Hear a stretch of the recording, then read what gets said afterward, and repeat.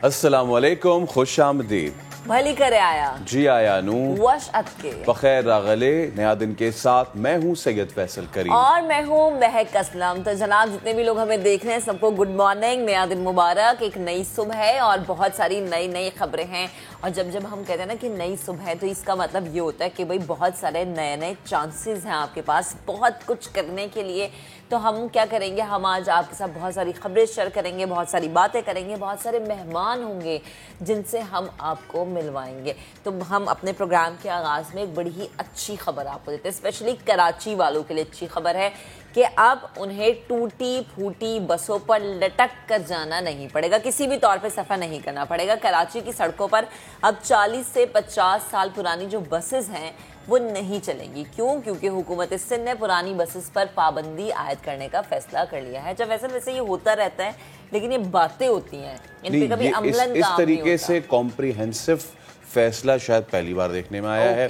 तो अब देखना ये है कि क्या ये आन की आन में फैसला कर लिया गया है कि हमारे पास इतना बैकअप सिस्टम है कि हमारे पास नई बसेस जो आई हैं वो इन पुरानी बसेस में, क्योंकि नई बसेस आई हैं गिनती की, आप उनको 150 कर दें कि 100 कर दें वो गिनती की, जबकि ये मिनी बसेस से लेके कोचेस तक और कोचेस से लेके जो बड़ी बसेस होती हैं जो 4L और ये वाली बसेस होती हैं, क्या इनका रिप्लेसमेंट आ गया हमारे पास? और ट्रांसपोर्ट माफिया सबसे बड़ा जो मसला है ना, सबसे बड़ा मसला आपको याद होगा साबिक मेयर मुस्तफ़ा कमाल के दौर में ट्रांसलिविया नाम की बड़ी बसेस आई थी जो सबसे पहले बसेस आई थी और उन्होंने शहर का नक्शा बदल के रख दिया था। लेकिन हुआ क्या, अब उन बसेस का कब्रिस्तान बना रखा है सुरजानी टाउन में, और टायर अलग और उसके गिरारियां अलग, इंजन अलग और बॉडी अलग वहाँ पे पड़ी हुई सड़ रही है। तो दुआ करते हैं कि खुदा ताला हमारी जो तोहफा हमें मिल रहा है, ये तोहफा नहीं है कि नई बसेस आ रही हैं, तोहफा ये है कि ये बसेस बैन हो रही हैं। अल्लाह ताला इस तोहफे को कबूल करे और हमें जो है कराची वालों को सुकून नसीब करे, आमीन।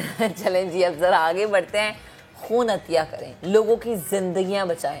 जो खून अतिया किया जाता है वो लेने वाले की ज़रूरत है और देने वाले के लिए एक नेमत है, कार खैर भी है और सेहत और तंदुरुस्ती की अलामत भी है। आज हम अपने प्रोग्राम में इसी चीज़ पर बात करेंगे। आज आलमी दिन है ब्लड डोनेशन का, इस पर बात करना बहुत ज़रूरी है। और एक और चीज़ इस पर बहुत ज़रूरी है बात करना, वो ये है कि कुर्बानी की जाए, नमूद व नुमाइश ना करें। अल्लाह इंसान की नीयत देखता है, भारी भरकम जानवर नहीं देखता। लेकिन अफसोस हमारे दिखावे के लिए क्या कुछ कर दिया जाता है। पहले तो बड़े बड़े लाखों रुपए के जानवर लाए जाते हैं, उनके लिए टेंट लगाए जाते हैं, नमूद व नुमाइश की जाती है, आराइश की जाती है। लेकिन इसके भी अलावा चंद सालों से एक अलग ट्रेंड चल पड़ा है। अच्छा, वो ट्रेंड ये है कि लोग घर की छत पर जानवर पालते हैं और फिर उन्हें क्रेन की मदद से नीचे उतारा जाता है। जानवरों को अजियत दी जाती है, जानवर गिरते हैं और कुछ जानवर तो बेचारे मर जाते हैं। ये शौक है या फिर दिखावा है? इस पर आज हम अपने प्रोग्राम में बात करेंगे। क्यों? क्योंकि हम हमेशा ये कहते हैं कि कुर्बानी महज अल्लाह के लिए है, आपकी नीयत मैटर करती है। इट डजंट मैटर जी आपने ये कितने लाख का लिया है, ये कितने हज़ारों का लिया है और जी ये कैसा है ये कैसा नहीं है, ये सिर्फ अल्लाह के लिए होती है कुर्बानी महज। तो प्लीज़ इसको नमूद व नुमाइश से बचाएं। और सबसे ज़रूरी चीज़ जो कि हम हर साल बात करते हैं कि जानवरों के साथ ये सलूक ना करें, उन्हें छतों पे मत रखें। जब आप क्रेन की मदद से उतारते तो उन्हें अजियत पहुंचती है। भूख तंगदस्ती के हाथों मजबूर माँ अपने बच्चों समेत पुल से कूद गई थी। ये वाक़या पेश आया था रमज़ान में। आपको याद होगा कि इस पूरी फैमिली को हमने मदऊ भी किया था, खातून और बच्चों को बचा लिया गया था, लोगों ने उनकी कुछ मदद भी की थी। अब वो कैसी जिंदगी गुजार रही हैं, आज हम शो में ये भी जानेंगे। चलें जी, हम प्रोग्राम में एक ऐसी बाहिम्मत लड़की से आपकी मुलाकात करवाएंगे कि जिनके जो वालिद इंतकाल कर गए, जब बाप का साया सर पर से उठ गया और उन्हें महसूस हुआ कि जिंदगी का पहिया रुकने की नौबत आने लगे, तो उन्होंने क्या किया, वालिद का रिक्शा चलाना शुरू कर दिया। अब आप देखें कि उन्होंने हिम्मत नहीं हारी, किसी के आगे हाथ नहीं फैलाए, किसी को ये कहानी कि मैं मजबूर हूँ तो भैया मेरे सर पे आके हाथ रख दो। खुद उन्होंने अपनी हिम्मत जो है वो दिखाई। ये हौसला, ये हिम्मत किस तरह से उनमें आई और अब उनका घर किस तरह से चल रहा है, किस तरह से उनका किचन मैनेज हो रहा है, आज हम उस खातून की, उस लड़की की ज़ुबानी जानेंगे। ठीक है जी। इसके बाद जानदार मुक्के और फुर्ती भी कमाल। थाईलैंड में मिक्स्ड मार्शल आर्ट्स फाइट में पाकिस्तान और उन्जा की बेटी छा गई। آج شو میں آپ کی ملاقات کروائیں گے انیتا کریم سے۔ اچھا جی، خیبر پختونخوا کا بجٹ پیش کر دیا گیا ہے۔ بجٹ پر کس کو کتنا ریلیف ملا ہے اس پر بھی آج ہم بات کریں گے، جبکہ آبادی کے لحاظ سے سب سے بڑا صوبہ پنجاب جس کا بجٹ پیش نہیں کیا جا سکا، آج سندھ کا بھی بجٹ پیش کیا جائے گا۔ لیکن سب سے پہلے ہم بات کریں گے اپنی سیاست کی، کچھ ہلچل کی۔ تو جب سیاست کی ہلچل کی بات کرتے ہیں تو سب سے پہلے آج کل شور یہ مچا، موجودہ گورنمنٹ عوام کو ریلیف دینے میں ناکام نظر آتی ہے۔ پاکستان کو رعایتی نرخ پر تیل کی فراہمی کا کوئی معاہدہ نہیں ہوا۔ روسی سفیر نے یہ واضح کر دیا ہے کہ انٹرویو میں انہوں نے یہ کہا ہے کہ 2020 میں گندم کی فروخت پر MOU سائن ہوا تھا، تیل کی فروخت پر کسی نتیجے پر ہم نہیں پہنچے تھے۔ اور عمران خان نے نون لیگ پر الیکشن کمیشن سے مل کر دھاندلی کے منصوبے کا الزام بھی لگا دیا۔ کسان کنونشن سے خطاب میں کہا کہ چیف الیکشن کمشنر مریم صفدر اور حمزہ سے ہر ہفتے حکم لیتے ہیں، انہیں جتوانے کے لیے بیچ کر حلقہ بندیاں کی جاتی ہیں۔ تو خان صاحب کا مزید کیا کہنا تھا، آپ کو سنواتے ہیں۔ الیکشن کمیشن کو ساتھ ملا کے ان کی صرف اب ایک کوشش ہے کہ دھاندلی سے الیکشن جیتے۔ وہ جو الیکشن کمشنر ہے وہ ہمیں پتہ ہے کہ ہر ویکنڈ پہ جاتا کدھر ہے، حکم لیتا ہے وہ جا کے اسے حمزہ سے اور مریم سے بیٹھ کے حلقہ بندیاں کی جا رہی ہیں کہ نون لیگ جیتے۔ پوری پلاننگ ان کی ہو رہی ہے کیونکہ یہ صاف اور شفاف الیکشن یہ کبھی جیتے ہی نہیں ہے۔ کہہ رہے تھے جی مہنگائی بہت زیادہ ہے، ہم مہنگائی کم کریں گے۔ 2 مہینے میں وہ مہنگائی کی ہے جو 3.5 سال میں نہیں ہوئی۔ جو ہم نے شروع بات کی تھی روس سے سستا تیل خریدنے کے لیے، ان کی ضرورت نہیں ہے وہ تیل خریدے، ضرورت ہمیں تیل کی ہے سستے۔ فائنانس منسٹر کہتا ہے جی روس ہمیں آ کے بتائے کہ کتنا تیل دے گا۔ ڈر لگا ہوا ہے امریکنوں سے کہ وہ ان کو غلاموں کو جھاڑے نا، یہ آپ کے لیے نہیں آئے، جو ان کی امریکہ چاہے گا وہ یہ کریں گے۔ ہر چیز مہنگی ہو، اس کا بہت بڑا اثر پڑے گا کسان کے اوپر۔ ٹارگیٹڈ سبسڈیز کم از کم نہ دی گئی تو مجھے ڈر یہ ہے کہ ہمارا آگے جا کے فوڈ سیکورٹی کا پرابلم ہوگا۔ اور وزیر خزانہ مفتاح اسماعیل یہ کہہ رہے ہیں کہ بجلی کی قیمتیں نہ بڑھائیں اور IMF سے معاہدہ نہ ہوا تو ملک ڈیفالٹ کر سکتا ہے۔ ورلڈ بینک 1 پیسہ نہیں دے گا اور دنیا بھی ڈیفالٹ ملک کے طور پر دیکھے گی۔ میں نے کبھی بھی پاکستان کے اس حالات نہیں دیکھے۔ 1600 ارب روپے کا حکومت پاکستان نے نقصان کیا۔ ہماری ویریبل کاسٹ آ رہی ہے، فیول کاسٹ آ رہی ہے 30 روپے پر کلو واٹ آور۔ گیس کا سرکولر ریٹ 1500 ارب روپے کا ہو گیا، گیس بھی آپ کی خرچ ہو رہی ہے اور آپ 70 ارب روپے کا نقصان کر دیا۔ 53 روپے لیٹر پہ آپ ڈیزل کا نقصان کر رہے ہیں، 19 روپے آپ پیٹرول پر نقصان کر رہے ہیں، 24 روپے کیروسین پر نقصان کر رہے ہیں، 23 روپے شاید آپ لائٹ ڈیزل آئل پر نقصان کر رہے ہیں۔ اگر آپ بجلی کی پرائسز نہیں بڑھاتے اور آپ کے ساتھ پھر IMF معاہدہ بھی نہیں کرتا، you are at the edge of the precipice, then you're looking at disaster, then you're looking at seriously a default۔ اگر ہم یہ چیزیں نہیں کریں گے مڈل آف جولائی تک یہاں پہ پیٹرول کی راشنی ہو جائے گی۔ 10 سے 12 بلین ڈالر سے کم کرنٹ اکاؤنٹ ڈیفیسٹ نہیں ہوگا، آپ کو پتا ہے۔ اگر اس سے میں کم کرنے کی کوشش کروں گا تو اکانومی ایک دم کریش ہو جائے گی۔ ورلڈ بینک کے 9.5 بلین کا لون اپرووڈ ہے، EAD میں پڑا ہوا ہے، 1 پیسہ نہیں آئے گا اگر IMF کا پروگرام اپروو نہیں ہوا۔ We will not default, but the world perceives us as a serious default risk۔ اب مشکل فیصلے کرنے ہوں۔ جو ہماری ایک ڈسپیوٹ چل رہا ہے IMF سے، مجھے ڈسپیوٹ نہیں کرنا چاہیے، مجھے ایک جو ڈس ایگریمنٹ ابھی چل رہا ہے جس پہ ایگری نہیں ہوا، وہ personal income tax. If we now increase the price of utilities, price of fuel، اور ہم نہیں کریں گے تو ختم ہو جائے گا سارا system. Help us put Pakistan back on track۔ Talking about this country's economy is a very precarious position۔ تھوڑا سا اس کو صحیح کر لیں، ذرا نہ ہو تو یہ مٹی بڑی خطرہ ہے۔ اور ذکر اس سوال کا جس نے وزیر خزانہ کی یادداشت کمزور کر دی، کیا تھا سوال؟ بجلی کتنی مہنگی ہو گئی، وزیر خزانہ سے پوچھا تو پھر ہوا کیا، دیکھ لیجئے۔ بجلی کی قیمت کتنی بڑھائے گی؟ بجلی کی آج کتنی قیمت بڑھائے گی؟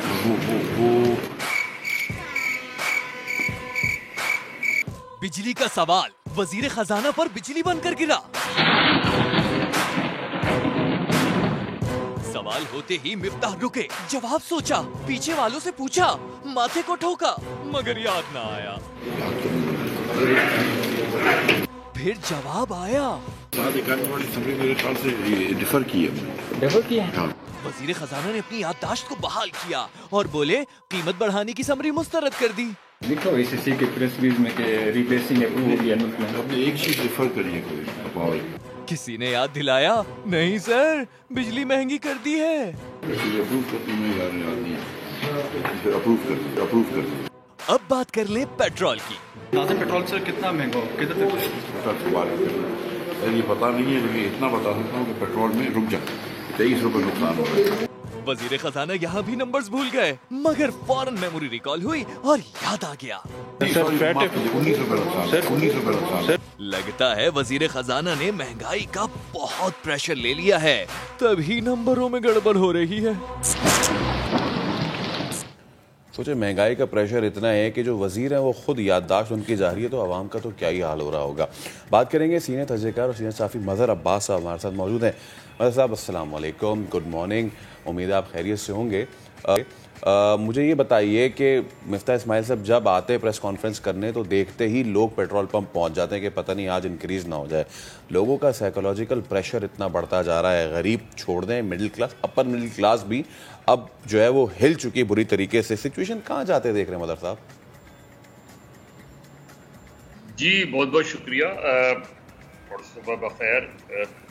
पेट्रोल पंप पे तो अब लोग वैसे ही देखने जाते हैं, क्योंकि पेट्रोल डलवाने की अब बहुत से लोगों में हिम्मत नहीं रही, और चूँकि हमारे यहाँ कोई पब्लिक ट्रांसपोर्ट का प्रॉपर सिस्टम नहीं है, बसेस प्रॉपर नहीं है, कोई भी ऐसी चीज़ जो आम आदमी को थोड़ा सा भी रिलीफ देती हो वो आपके यहाँ मौजूद नहीं है।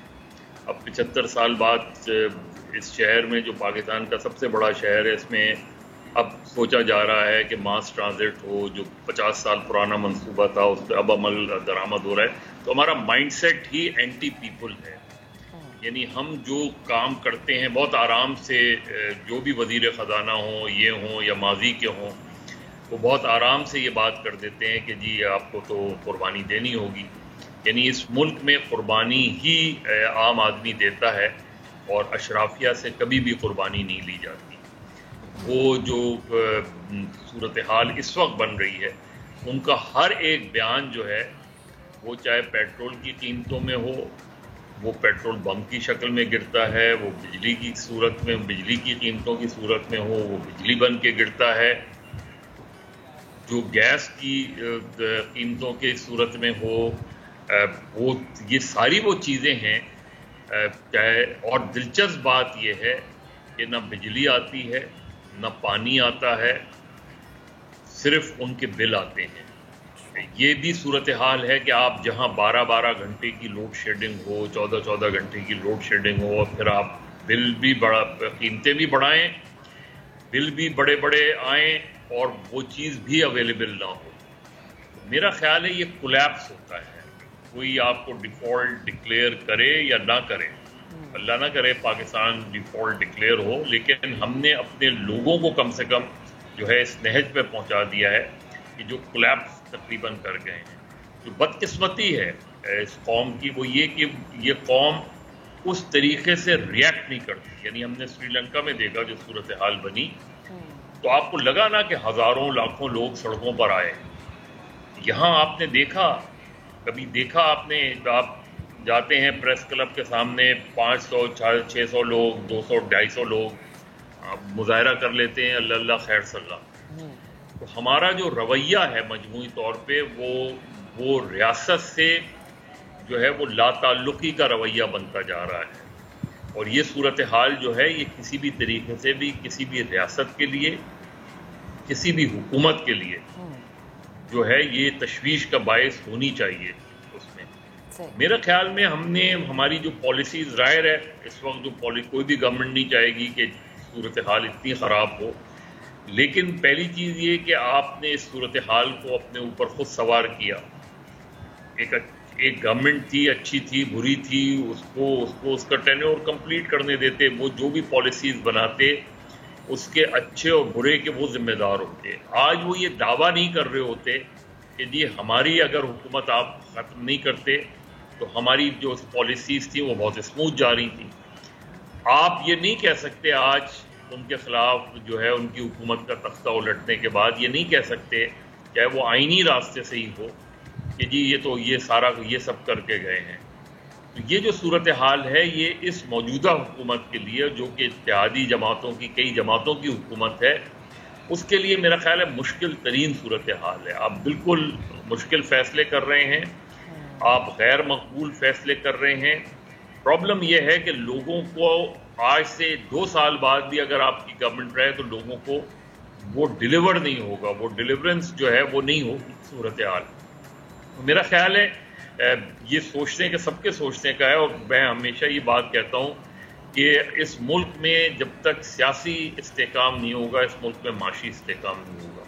تو ہم نے جو صورتحال پچھلے چند ماہ میں کی ہے اس سے سیاسی عدم استحکام بڑھا ہے, اور ظاہر ہے جب سیاسی عدم استحکام بڑھا ہے تو ایک معیشت جو آلریڈی ہی نیچے جاتی ہوئی معیشت تھی وہ مزید نیچے چلی گئی ہے.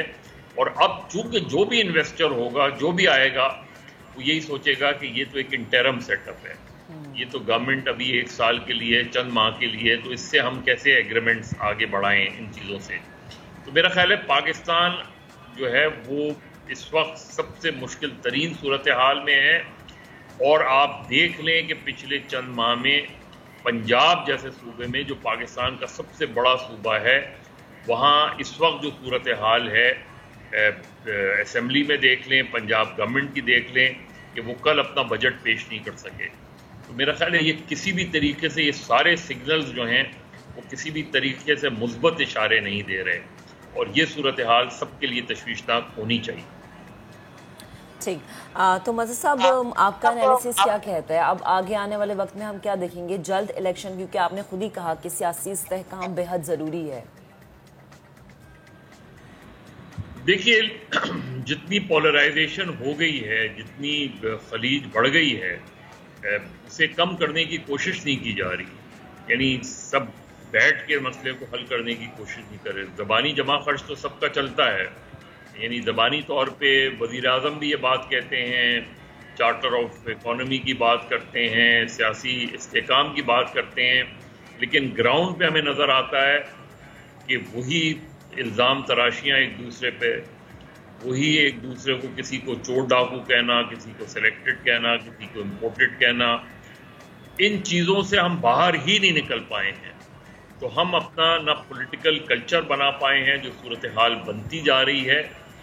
جب تک سب مل بیٹھ کر اور معیشت کو اگر ابو پالیٹکس رکھیں تو بہت بہتر ہوگا ایک صورتحال. اور ابھی آپ دیکھیں FATF کا اجلاس آج سے شروع ہو رہا ہے. آپ گرے لسٹ میں رہتے ہیں, گرے لسٹ سے نکلتے ہیں, یا خدا نخواستہ آپ بلیک لسٹ کی طرف بڑھتے ہیں, جس کی مجھے امید نہیں ہے کہ بلیک لسٹ کی طرف جائیں گے. یا تو آپ گرے لسٹ سے نکل آئیں گے کیونکہ آپ نے ان کی شرائط ساری تقریباً پوری کر دی ہیں, یا آپ پھر اگر آپ پہ پریشر رکھنا ہے انہوں نے تو آپ کو مزید گرے لسٹ پہ رکھیں گے. لیکن یہ فی الفور تقاضا کرتا ہے کہ آپ مل کر بیٹھیں, چاہے وہ نئے الیکشنز کی صورتحال میں ہو, کوئی ایک طے کریں چیزوں کو. اور جس طرح یہ گورنمنٹ بیہیو کر رہی ہے وہ بہت ہی سوری اسٹیٹ آف افیئرز ہے. آپ نے ایک ایسے آدمی کو لیڈر آف دی اپوزیشن بنا دیا جو کہ کسی طریقے سے بھی سوٹ نہیں کرتا, کیونکہ اس کا تعلق اور بھی جماعتیں تھیں جو اپوزیشن میں بیٹھی ہوئی ہیں.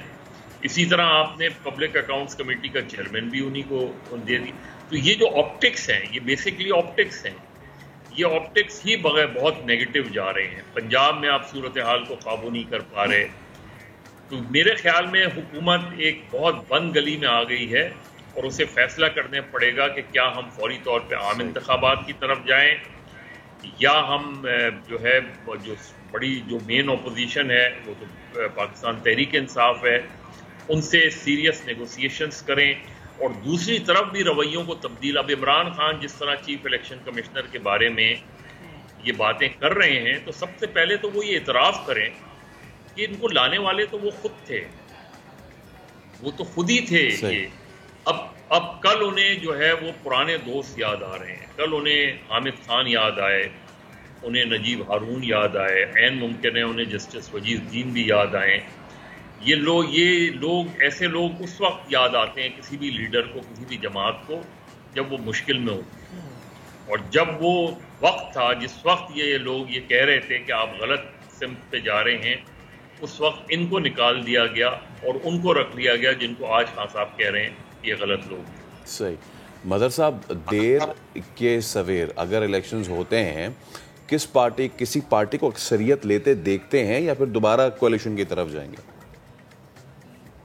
دیکھیں, کہنا ظاہر الیکشن کی اپنی ڈائنامکس ہوتی ہیں الیکشن جلسے جلوسوں سے بڑے مختلف ہوتے ہیں. الیکشن میں 2-3 چیزیں بہت امپورٹنٹ ہوتی ہیں.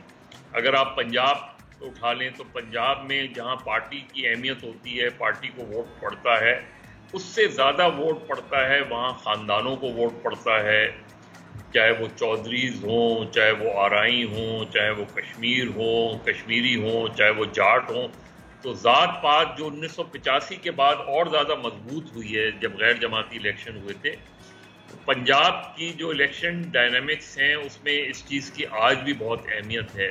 اسی طرح آپ سندھ میں چلے جائیں تو وڈیرے شاہی ہوں, وڈیرے ہوں, پیر ہوں, ان کی اپنی اہمیت ہوتی ہے, حلقے کی اپنی اہمیت ہوتی ہے. آپ خیبر پختونخوا میں چلے جائیں وہاں بھی آپ کو یہی نظر آئے گا, خانز وغیرہ. اسی طرح بلوچستان چلے جائیں تو وہاں سرداروں کا ہی جو ہے آج بھی زور چلتا ہے, اور سرداروں ہی اور اسی لیے آزاد امیدوار وہاں زیادہ جیتے. تو یہ پوری الیکشن ڈائنامکس اس لیے آپ کی ایسی ہیں الیکشن سائنس, کیونکہ آپ نے اس ملک میں قیام پاکستان کے بعد اس ملک سے جاگیرداری سرداری نظام ختم ہی نہیں کیا. جس طرح آپ کے پڑوسی ملک نے ختم کر دیا, آپ نے ختم نہیں کیا, آپ نے اس کو قائم رکھا, اس کو مضبوط کیا تاکہ جو ہے وہ آپ کی اس طریقے سے معاملات چلتے رہیں. تو میرا خیال میں الیکشن اگر آج ہو جاتے ہیں, اس چیز کا دعوے تو سب کرتے ہیں, لیکن مجھے اب بھی لگتا ہے کہ شاید کوئی جماعت جو ہے وہ سادہ اکثریت یا 2/3 میجورٹی نہ لے پائے. ٹھیک ہے معزز صاحب, بہت شکریہ, موجود تھے. اور اگین وہی کہ معاشی استحکام کے لیے بڑا ضروری ہے سیاسی استحکام. ابھی ایک بریک لیتے ہیں, بریک کے بعد دوبارہ حاضر ہوں گے. اسٹے ود اس.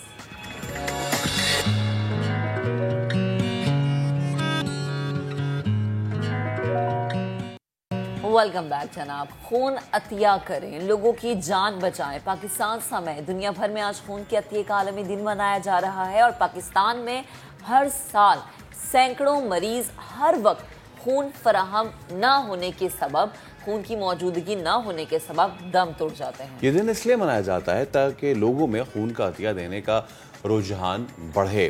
تو ہم اس سب پہ بات بھی کریں گے, لیکن آپ کو یاد ہوگا اکثر کہ جب بھی ہم کرونا کے دور میں ہم بات کر رہے تھے تو اس وقت بہت سے جو بلڈ ڈونیشن جو لوگ کرتے ہیں وہ کرونا کی وجہ سے نہیں کر پا رہے تھے, جس کی وجہ سے تھیلیسیمیا میں جو مبتلا بچے تھے, جو پیشنٹس تھے, ان کے لیے بلڈ ڈونیشن بالکل 0 تک آ گئی تھی. اور بہت سے ادارے جو کہ یہ کام کرتے ہیں انہوں نے دست بدست, کسی نے ہاتھ جوڑ کے, کسی نے جو ہے آنکھوں میں نمی لا کے یہ درخواست کی تھی کہ خدارا بلڈ ڈونیٹ کریں, کیونکہ آپ کی اس ڈونیشن سے کسی کی جان بچ جائے گی.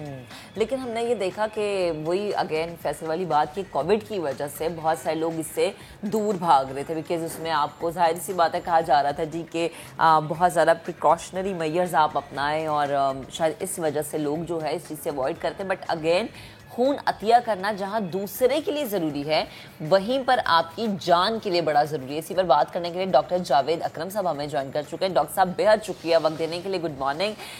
آج بلڈ ڈونیشن کا ہم دیکھ رہے ہیں کہ دن منایا جا رہا ہے, عالمی دن, اور ہم سب جانتے ہیں کہ بلڈ کو ڈونیٹ کرنا کتنا ضروری ہے, اسپیشلی تھیلیسیمیا کے جو بچے, اس سے متاثر جو بچے ہوتے ہیں ان کے لیے.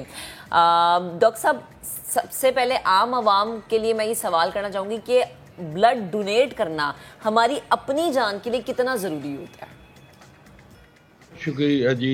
میرا خیال ہے بلڈ ایک آرگن ہے جیسے باڈی کے باقی آرگن ہیں, یہ لیکوڈ آرگن ہے, اور یہ سمجھنا بہت ضروری ہے کہ خون کی جو لائف ہے وہ 120 دن ہے آپ کے جسم میں اور میرے جسم میں. 120 دن کے بعد اس نے ویسے ہی ٹوٹ پھوٹ کا شکار ہو جانا ہے, اور ہمارے جو گدا ہے, بون میرو جس کو کہتے ہیں, گدا ہڈی کے اندر, وہ دوبارہ بنا دے گا یہ بلڈ. ہر روز ہمارے کچھ سیلز ٹوٹ پھوٹ کا شکار ہوتے ہیں, تو اس لیے اگر آپ بلڈ ڈونیشن نہیں بھی کرتے تو آپ کا یہ بلڈ ضائع ہو جائے گا تقریباً 120 دن میں. اور بون میرو کو سٹیمولیٹ کرنے کے لیے آپ کو 3 ماہ سے 6 ماہ بعد بلڈ ڈونیٹ کرتے رہنا چاہیے, اگر آپ کسی ایسی بیماری میں نہیں مبتلا جو آپ منتقل کر سکیں یا آپ خود انیمیا کا نہیں شکار. آپ نے تھیلیسیمیا کی بات کی، وہ تو ایک انڈیکیشن ہے، یہاں ہزاروں اور انڈیکیشنز ہیں. جیسے انیمیا ہے، ہماری یہاں انیمیا بہت زیادہ کامن ہے، اور جیسے کسی کا ایکسیڈنٹ ہو جاتا ہے اس کو بلیڈنگ اتنی ہو جاتی ہے، السر پھٹ جاتا ہے، تو اس کو کئی دفعہ درجنوں بوتلوں کی ضرورت پڑتی ہے، اور وہ بیچارے بہت سٹرگل کرتے ہیں. کیونکہ پاکستان ان ملکوں میں شمار ہوتا ہے جب بلڈ ڈونیشن کی شرح بہت ہی کم ہے. ہمارے مقابلے پہ ایون بھارت میں اور ہمسایہ ملک بنگلہ دیش وغیرہ میں بہت زیادہ بلڈ ڈونیشن ہوتی ہے پر 100,000 لوگ. تو اس لیے میں سمجھتا ہوں کہ یہ تو کسی کی جان بچانے کے لیے تو خیر بہت ہی بڑا کام ہے، لیکن اس کے علاوہ یہ آپ کی زندگی کے لیے بھی بہتر. اور کچھ لوگ جو سگریٹ نوشی میں مبتلا ہوتے ہیں یا وہ بہت موٹے ہوتے ہیں، ان کا ویسے ہی بہت زیادہ بلڈ ان کا بن رہا ہوتا ہے، کیونکہ ان کے جسم میں ہر وقت آکسیجن کی کمی رہتی ہے اور بون میرو ریئیکٹ کرتی ہے زیادہ بلڈ بنانے سے. تو ان کا تو ہم تھراپیوٹیکلی یعنی ان کو بلا کے ان کو وینی سیکشن کرتے ہیں اور ان کا بلڈ نکالتے ہیں، کیونکہ ان کا بلڈ اتنا تھک ہوا ہوتا ہے کہ ان کو کسی وقت بھی کلاٹ بننے کا برین میں یا ہارٹ میں یا پھیپھڑے میں خطرہ ہوتا ہے. تو اس لیے میرا یہ خیال ہے کہ دینا تو اسی نیت سے چاہیے کہ کسی کی جان بچ جائے، یہ بہت بڑی نیت ہے، اور دینا اس لیے چاہیے کہ اللہ تعالیٰ کو یہ چیز بہت پسند ہے. لیکن اس میں آپ کو اپنی باڈی کو بہت زیادہ فوائد ہوتے ہیں، اور اس میں ایک اور فائدہ یہ ہوتا ہے کہ اگر آپ بلڈ ڈونیشن ریگولرلی کر رہے ہیں، خدا نہ خواستہ آپ کا ایکسیڈنٹ ہو جاتا ہے یا کچھ ایسا المیہ ہو جاتا ہے جو کہ ہمارے پاس ساتھ ہوتا رہتا ہے، تو آپ کی قوت برداشت بہتر ہوگی اس بلڈ لاس کو برداشت کرنے میں، کیونکہ آپ کا سسٹم یوز ٹو ہے ریکوری سے. تو اس لیے ایک ہیلدی آدمی کو ہر 3 ماہ یا 6 ماہ یا 1 سال بعد جب اس کو ٹائم ملے، 15 منٹ کا یہ سارا ہے ٹائم جو چاہیے، اور یہ دے، اور اس کے جسم کو کچھ بھی نہیں ہوگا. وہ لوگ جوس ووس پیتے ہیں، میرے خیال ہے اس کی بھی کوئی خاص ضرورت نہیں، پانی کے 2 گلاس پئیں. اور اگر آپ صحت مند ہیں تو ضرور ان لوگوں کا خیال کریں جو صحت مند نہیں، اور یہی ہماری آزمائش ہے. جو دولت مند ہیں وہ غریبوں کا خیال کریں، اور اسی لیے ہمیں ایسے ملک میں پیدا کیا گیا جہاں ریسورسز کم ہیں کہ ہم کرتے کیا ہیں. سما کیا کرتا ہے، جاوید اکرم کیا کرتا ہے، ان لوگوں کے لیے کیا آواز اٹھاتے ہیں ہم جن کا کوئی بلڈ ڈونر نہیں ہے اور جن کو انفارچونیٹلی آج بھی بلڈ خریدنا پڑتا ہے، اور وہ پتہ نہیں اپنے کیا کچھ بیچ کے خریدتے ہیں. تو اس لیے میں سمجھتا ہوں کہ ہمیں یہ شعور آج کے دن تہیا کرنا چاہیے، نیت کرنا چاہیے، اور نیت یہی ہونی چاہیے کہ اللہ خوش ہوگا. اور ہمیں بلڈ ڈونیشن میں نہیں ہم کر رہے، اگر ہم نے زندگی میں ایک دفعہ بھی نہیں کی، تو آج وہ دن ہے کہ آج ضرور کریں. یہ ایکسپیرینس آپ کا بہت اچھا ہوگا، اور آپ کو یہ ایکسپیرینس جب آپ کو یہ جھجکشاہٹ ایک جو آپ شائع ہوئے کر رہے تھے یہ ختم ہوگا آپ کا ایکسپیرینس، تو آئی ایم شیور کہ you will become regular blood donor, not blood seller, blood donor. تو اس سے یہ ہے کہ کئی زندگیاں بچانے کا آپ کا ارادہ ہوگا. اور ہمارے دین میں ہے جس نے ایک زندگی بچائی اس نے انسانیت بچا لی. تو اس لیے کچھ بچے ہمارے ایسے ہیں تھیلیسیمیا وغیرہ کے جن کی تو لائف ہی ڈیپینڈ بلڈ پہ کرتی ہے. آئی وش کہ ہم انہیں بون میرو آفر کر سکیں. بون میرو میں نے پمز میں شروع کرائی تھی، اور کئی جگہ پہ میں نے شروع کرایا بون میرو ٹرانسپلانٹ. وہ کیوریٹیو ہے، وقتی طور پہ ان کی جو لائف لائن ہے وہ ڈپینڈ کرتی ہے بلڈ ڈونیشنز پہ. اسی طرح جو گردے فیلئر کے مریض ہیں جو ڈائلسس پہ ہیں، ان کو بھی اکثر ہر ماہ 1-2 بلڈ کی ضرورت پڑتی ہے. یہ وہ لوگ ہیں جن کو سکل سیل انیمیا وغیرہ کئی بیماریاں ہیں جن میں ہمیں بہت زیادہ بلڈ ڈونیشنز کی ضرورت رہتی ہے. اور سٹرگل کر رہا ہے ملک اس لحاظ سے کہ ہمارے ڈیزیز برڈنز بہت زیادہ ہیں اور ڈونرز کم ہیں. اور یہ صرف اور صرف شعور نہ ہونے کی وجہ سے، غلط فہمیوں کی وجہ سے ہے. مجھے کمزوری ہو جائے گی، میں وائٹامن لے رہی ہوں، یا میں ویسے ہی کمزور ہوں، ان چیزوں کو آپ کی کمزوری ختم ہوگی بلڈ ڈونیشن سے، بڑھے گی نہیں. کہ آپ کا جو آٹونومک نروس سسٹم ہے وہ اتنا بہتر فعال ہو جائے گا کہ آپ کو ہر کمزوری سے پروٹیکٹ وہ کرے گا. تو اس لیے میں اپیل یہی کروں گا آپ کے ذریعے کہ جو بھی ہم ہیں پاکستانی، ہم بہت بڑا ملک ہیں، دنیا میں 3را بڑا ملک بننے جا رہا ہوں، لیکن ایک آٹے میں نمک کے برابر بھی نہیں ہم. تو ہمیں اپنا سوچنا ہے, آپ کو اپنا سوچنا ہے, جو آپ کے کیمرہ مین کو اپنا سوچنا ہے کیا یہ دن ان کے لیے گیم چینجر ہو سکتا ہے آج, جو کہ بلڈ ڈونرز ڈے ہے, اور کیا آج ہم ارادہ کر سکتے ہیں کہ آج ہی ہم پہلا اپنا لائف کا 1 پوائنٹ بلڈ دیں گے کسی کے لیے, اور پھر جب آپ کو اچھا ایک خود کانفیڈنس ہو جائے گا تو ایم شیور آپ ہر 4-5 مہینے جا کے ضرور بلڈ ڈونیشن کریں گے. اس سے آپ کا آئرن لوڈ بھی سیٹ رہے گا اور آپ کے آٹونومک سسٹم بھی اچھا رہے گا, اور آپ نہیں بھی کریں گے تو آپ کا وہ بلڈ ختم ہو جانا ہے ود ان. بالکل, اور یہی چیزیں ڈاکٹر صاحب آج کے دن کے مناسبت سے ہم نے یہ سوچا لوگوں کو یہ اویئرنیس پہنچائیں کہ اگر آپ بلڈ ڈونیٹ کر رہے ہیں تو وہ صرف اس بندے کی جان نہیں بچا رہا بلکہ آپ کی اپنی صحت کے لیے بہت اچھا ہے. بہت شکریہ ڈاکٹر صاحب, آپ ہمارے ساتھ موجود تھے. جی اچھا جی, بریک لیتے ہیں اور بریک کے بعد ایک ایسے بہن بھائیوں سے ہم آپ کی ملاقات کروائیں گے جو ایک دوسرے کی ہمت بنے ہیں اور پاکستان کا نام انہوں نے روشن کیا ہے. اب یہ اندازہ فیصل کو دیکھ کے لگا چکے ہوں گے وہ بہن بھائی کون ہے, لیکن بریک کے بعد اسٹے ود اس.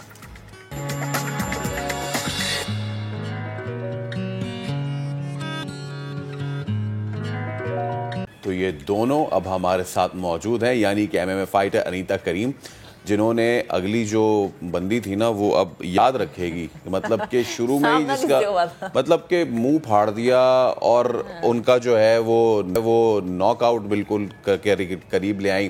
اور اس کے ساتھ ساتھ MMA فائٹر اور ان کے کوچ اور ان کے بھائی علومی کریم بھی ہمارے ساتھ موجود ہیں. بھائی سب سے پہلے تو انیتا آپ کو بہت بہت مبارک ہو, اتنے بڑے اسٹیج پہ پاکستان کو ریپرزینٹ کر کے ون کر کے کیسا محسوس کر رہی ہیں؟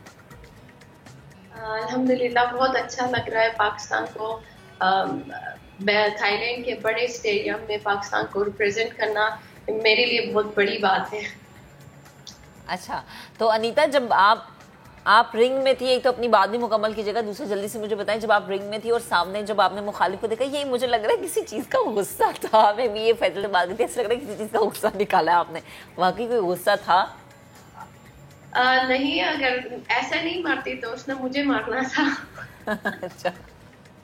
اچھا, بھائی جو ہے وہ آپ کی ٹریننگ کراتے ہیں, وہ خود بھی MMA فائٹر ہے علومی, تو میں اس سے پہلے کہ بھائی سے پوچھوں آپ مجھے بتا دیں کہ بھائی جب ٹریننگ کراتے ہیں تو وہ ایسا بھائی کراتے ہیں یا پھر ایسا کوچ کراتے ہیں, ایسا ٹرینر کراتے ہیں, ڈانٹ ڈپٹ پڑتی ہے؟ فائٹ فورٹریس جو میرے بھائیوں کا جم ہے, علی سلطان اور احتشام کا, ساتھ ساتھ میرے بھائی بھی فائٹ بھی کرتے, کوچنگ بھی کرتے. میرے بھائیوں کا ایک ہی رول ہے کہ میٹ پر جب ہم انٹر ہوتے ہیں تو ہمیں as a teammate treat کیا جاتا ہے, وہاں پر کوئی ریلیشن کچھ نہیں, اور جس طرح سے وہ ٹریننگ کرتے ہیں اسٹوڈنٹ کے اوپر چیختے ہیں, چلاتے ہیں, ایسے میرے ساتھ بھی یہی ہوتا ہے. کوئی میرے ساتھ پیار محبت سے ایسے کوئی وہ ٹریننگ نہیں ہوتی ہے. ہاں, ٹریننگ ختم ہونے کے بعد پھر میں اپنے بھائیوں کی لاڈلی بہن بنتی ہوں. صحیح, ٹھیک. اچھا جی, اب آپ ذرا آپ کے بھائی سے بات کر لیتے ہیں, آپ کے ٹرینر بھی ہے, تو علومی صاحب آپ بتائیں کہ بہن کی جیت پر, اپنے اسٹوڈنٹ کی جیت پر کیسا محسوس کر رہے ہیں آپ؟ آبویسلی ہر ٹیچر کو جو ہے نا فخر ہوتا ہے, ناز ہوتا ہے اپنے اسٹوڈنٹ کی جیت پہ, لیکن جب وہ آپ کی بہن ہو ساتھ ساتھ تو جو ہے آپ کے جو نروز ہوتے ہیں تھوڑے زیادہ جو ہے نا ایکٹیو ہوتے ہیں, ایڈرینلن رش بہت زیادہ ہوتا ہے, ایک تو ایموشنز بہت زیادہ ہوتے ہیں کہ بہن بھی ہے پھر ساتھ میں اسٹوڈنٹ بھی ہے, تو وہ ایموشنز کنٹرول کرنا تھوڑا مشکل ہو جاتا ہے. کیونکہ چاہے جو ایک پکچر سوشل میڈیا پہ کافی وائرل ہوئی ہے مجھے میری انیتا کو گلے لگاتے ہوئے, تو اس میں شاید وہ نظر آ رہا ہے کہ میری فیلنگز کیسی تھیں, بٹ الحمدللہ پورا ہمیں کانفیڈنس تھا کہ انیتا جیتے گی اور جو ہے نا بہت اچھے پرفارم کرے گی, اور بالکل جس طرح ہم نے ٹریننگ کی تھی 100% بالکل ویسے ہی جو ہے نا اس نے پرفارم کیا. صحیح. تو علومی صاحب آپ بھی فائٹر ہیں, تو آپ نے کس طرح سے یہ مینیج کیا, کیونکہ ظاہر ہے کہ ایک بہن ہو جائے یا اسٹوڈنٹ ہو جائے, سکھانا اور اس کے لیے پھر اپنے کام سے بریک لینا بڑا ضروری ہے, تو آپ نے بریک لیا اپنے کام سے ٹریننگ کے لیے ان کی؟ نہیں, بیسیکلی ہم تھائی لینڈ میں ابھی بیسڈ ہے پتایا میں, فیٹیکس ٹریننگ سینٹر میں جو ہے نا دے ور کائنڈ انف کہ انہوں نے ہمیں اسپانسر کیا ہے, ہم یہاں کے اسپانسرڈ ایتھلیٹس ہیں, تو یہاں پہ انیتا نے ٹریننگ کی, لیکن ساتھ میں جو گیم پلان تھا اور ایکسٹرا جو کام ہوتا ہے وہ ہم لوگ ایکسٹرا ٹائم لگائے تھے. تو صبح ہماری جو 2 گھنٹے کی کلاس ہوتی ہے, ٹریننگ ہوتی ہے, اس کے بعد جو ہے نا 1 گھنٹہ ہم ایکسٹرا خود ہم جو ہے نا ٹرین کرتے تھے, تو میں بتاتا تھا کہ کیا کرنا ہے کیسا کرنا ہے, تو اس میں ٹرین کرتا. پھر دوپہر کو ہمارا سیشن ہوتا ہے, شام کو سیشن ہوتے ہیں, تو دن میں ہمارے 3 سیشن ہوتے ہیں. ہر سیشن کے بعد 45 to 50 minutes جو ہے نا میں اور انیتا چیزوں کو پریکٹس کرتے تھے, ڈرل کرتے تھے, جو چیز ہم نے فکس کرنی تھی, جو ہے نا جو گیم پلان تھا. تو یہ سمجھیں کہ 3 سیشنز ہمارے روز کے ڈیلی ہوتے تو ہم نے 3 ایکسٹرا سیشنز لگا رہے تھے. تو اس میں میری بھی ایک طرح سے ٹریننگ ہو جاتی تھی ساتھ میں, اور جو ہے نا انیتا کی بھی چیزیں کور ہو جاتی تھی. اچھا انیتا, یہ تو آپ بتائیے گا ہی کہ آگے آپ کے کیا پلانس ہیں, اگلی کون سی باؤٹ ہے جس کو آپ جیتنے جا رہی, ساتھ یہ بھی بتائیے آپ جیت گئی ہیں, کوئی انعام کا اعلان ہوا؟ فی الحال کچھ بھی نہیں ہوا ہے. بس یہ اچھے سے اچھے ایونٹس میں فائٹ کرنے کا پلان ہے میرا, تو ہوپ فلی انشاءاللہ. اور مجھے یہ آخر میں دونوں بتا دیں, کریم آباد کے پہاڑوں میں رہنے والے یہ جو کریم فیملی ہے, وہاں پہ ہنزا میں لوگ ماؤنٹینئرنگ کرتے ہیں اور لوگ ٹیچنگ کے شعبے میں بہت زیادہ وابستہ ہیں, تو آپ لوگ اس طرف کیسے آ گئے؟ بیسیکلی جو ریتا نے بتایا ہمارے دونوں بڑے بھائیوں کا, ان کو مارشل آرٹس کا بچپن سے شوق تھا, تو انہوں نے چاہا کہ کس کو ایسا آرٹ بناتے ہیں, کوئی ایسا فائٹنگ آرٹ ہو جو سیلف ڈیفینس کے لیے بھی استعمال ہو سکے.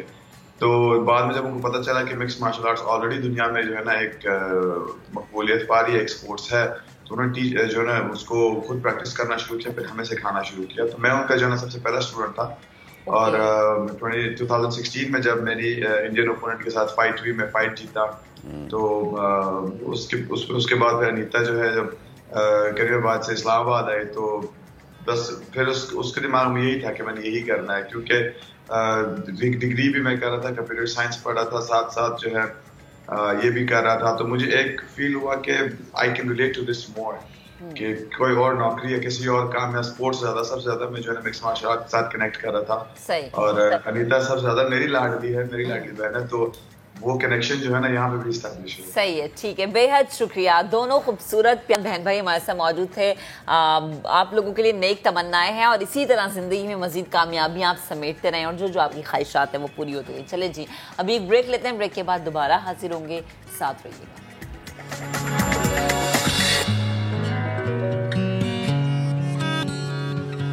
ایک بار پھر کہیں گے آپ کو خوش آمدید. نیپرا نے حیدرآباد کے علاقے اسلام آباد چوک میں ٹرانسفارمرز پھٹنے کے واقعے کا ذمہ دار ہیسکو کو قرار دیتے ہوئے 1 کروڑ روپے جرمانہ عائد کر دیا. ہیسکو کو سوگوار خاندانوں کو فی کس 35 لاکھ روپے اور ملازمت دینے کا بھی حکم دیا ہے. بات کریں گے اپنے نمائندے وہاب کامران سے.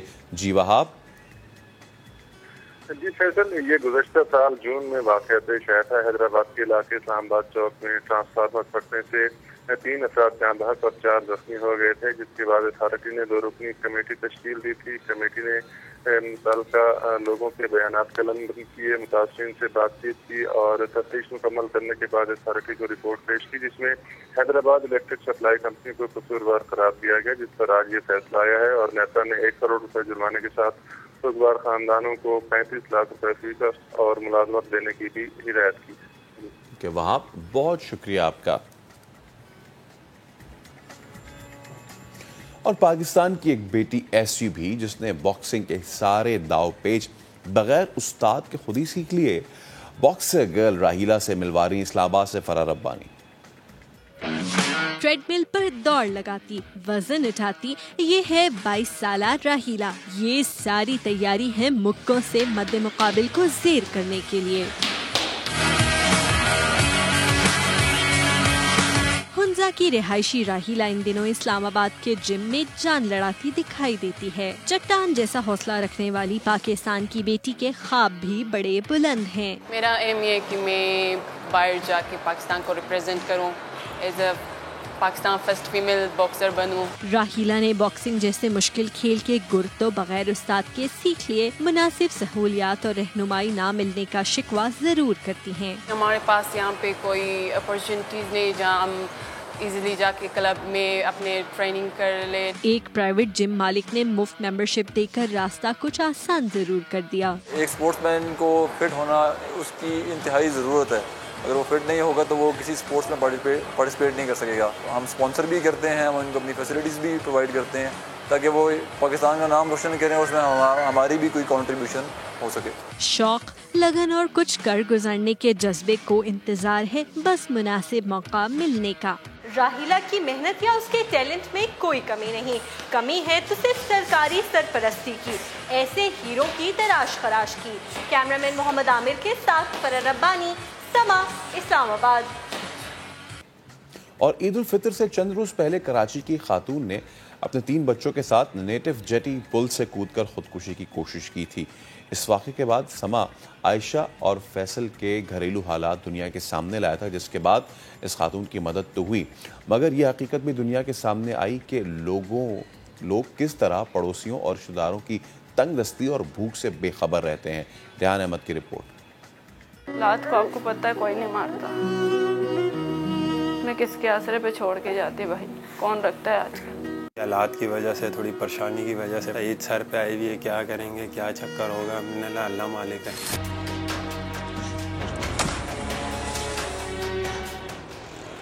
मैं इस वक्त नेटी जेटी पुल के ठीक उस मुकाम पर मौजूद हूँ जहाँ से आयशा ने अपने बच्चों के साथ कूदकर उनकी और अपनी जान लेने की कोशिश की थी। निकालने वालों ने उन सबको कुछ देर में समंदर से निकाल लिया था, मगर उनके साथ समंदर से जो चीज़ बाहर आई वो ये थी कि हमारे माशरे में किस तरह पड़ोसी अपने गरीब, ज़रूरतमंद और बेसहारा पड़ोसियों के हाल से बेखबर होकर ज़िंदगी गुजारते हैं।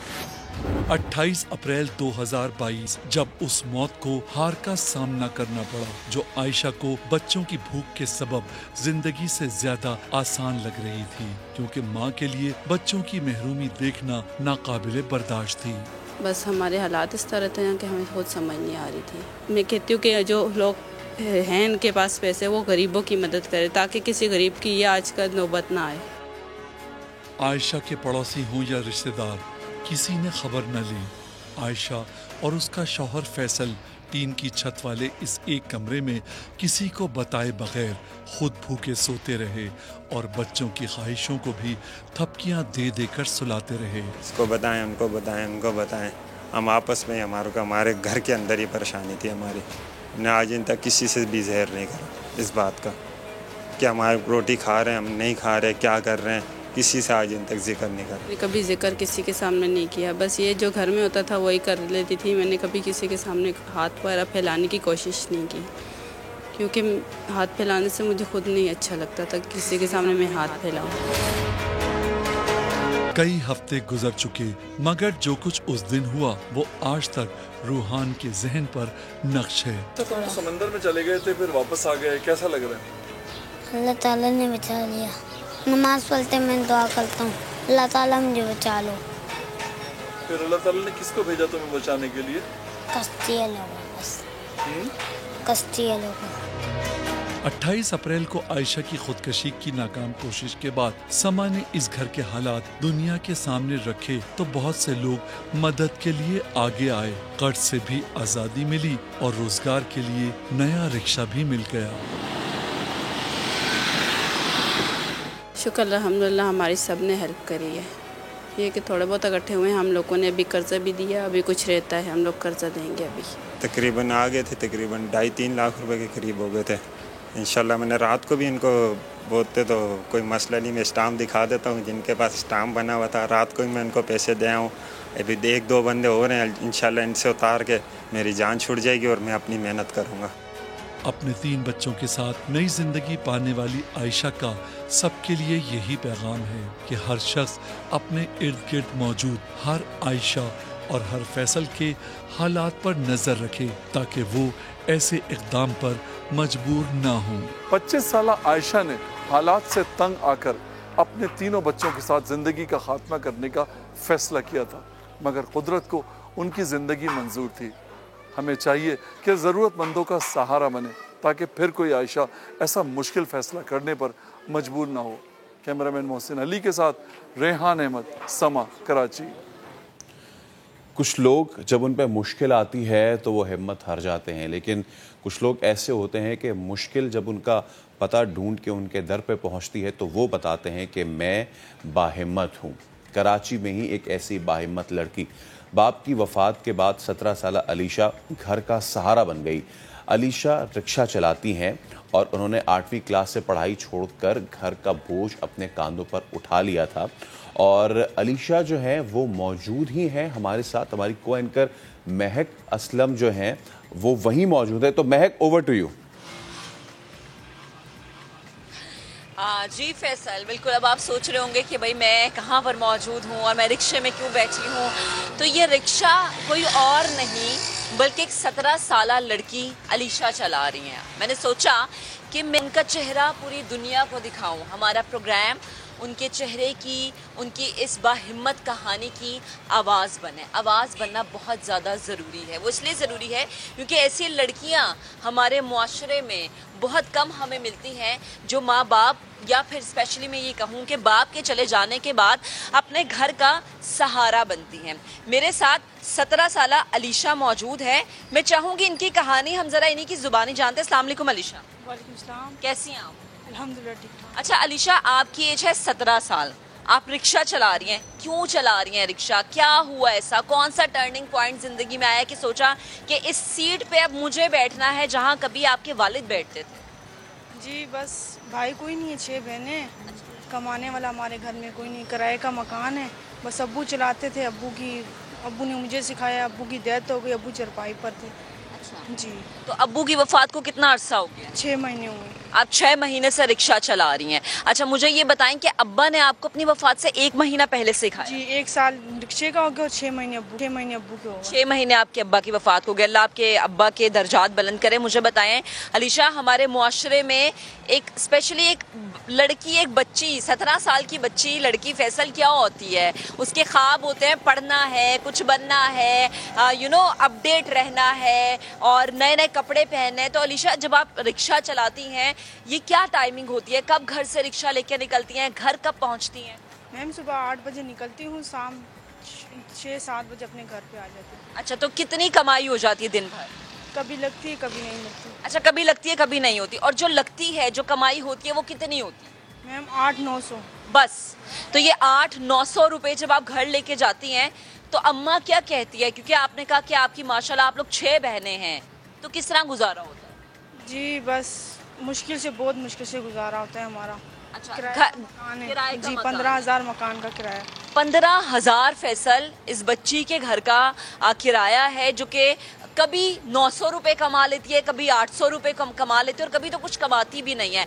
तो अलीशा मुझे बताएं कि अब्बा के जाने के बाद जब आपके रिश्तेदार थे, जो आपके इर्द गिर्द के लोग थे, ताया चचा, मामा खालू, उन्होंने आपको सपोर्ट नहीं किया? नहीं, बिल्कुल भी नहीं किया। बिल्कुल भी नहीं किया।